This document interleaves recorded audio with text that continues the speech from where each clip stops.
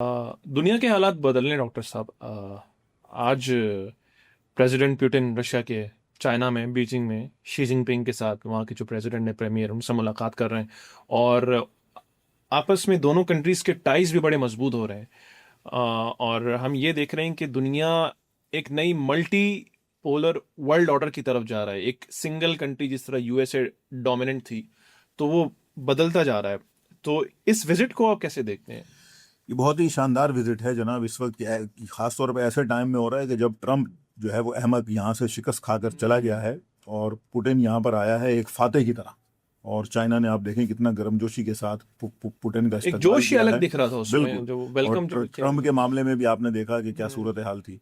ठीक है। और अब आप देख रहे हैं कि पुतिन के मामले में भी सूरत हाल, उनका जो बॉडी लैंग्वेज है, जो तरीका है, वो काफ़ी तब्दील है। इसलिए भी तब्दील है कि पुतिन के साथ वो 41 मुआहदों पर साइन कर रहे हैं। ट्रम्प के साथ तो उन्होंने 4 मुआहदों पे भी साइन नहीं किया। नहीं की। वो ट्रम्प अपने साथ जो बड़े बड़े बिलीनियर्स लाया था, किसी एक से भी शी ठीक है, जिनपिंग ने वो तो मीटिंग नहीं की। मुलाकात ही करने से इनकार करते हैं। उन्होंने कहा मैं तो मिलता ही नहीं इनसे। सारे तो उसमें आप से एक देखिए, ट्रिलियनर भी बनने वाला है, वो ठीक है उससे ना। भी तो मुलाकात। फिर ये सारे इशारे हैं जो बता रहे हैं कि जो आपने कहा कि मल्टीपोलर से भी शायद नीचे चली गई है बात। देखिए, दुनिया पहले मल्टीपोलर थी, फिर बायपोलर हो गई, 91 में यूनिपोलर हो गई, फिर अब इस वक्त जो दुनिया है वो रीजनल है। रीजनल पोलर सिस्टम है।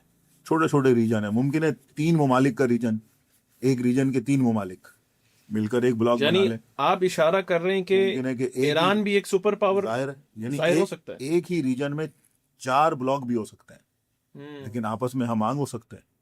ईरान उनमें एक है जिसका आपने इशारा किया है कि ईरान इसलिए भी सुपर पावर हो सकता है कि मैं पहले भी कई बार कह चुका हूं कि पावर की डेफिनेशन है कि टू इन्फ्लुएंस अदर्स। तो अमेरिका की पावर की डेफिनेशन तो खत्म हो गई है। उसने कहाँ इन्फ्लुएंस किया? ईरान का रेजिम बाकी, ईरान की सारी जो है ना टेक्नोलॉजी, हर चीज़, नेवी, एयरफोर्स, हर चीज़ बाकी है। ईरान खड़ा हुआ है 70-80 दिन से। वो हमने जंग लड़ रहा है, 40 दिन की जंग नहीं है, 70-80 दिन की जंग है, जो अब तक 80 दिन हो चुके हैं। तो खुलासा ये है कि ईरान, चाइना, रशिया, पाकिस्तान उसमें बड़ा गेम प्लेयर है। पाकिस्तान का जो किरदार है वो नाकाबिले फरामोश है कि इस वक्त भी जो कोशिशें हो रही हैं एक रेजोल्यूशन लाने की, वो यकीनन मैं कहता हूं कि उसके लिए दुआ करनी चाहिए कि पाकिस्तान उसमें कामयाब हो जाए।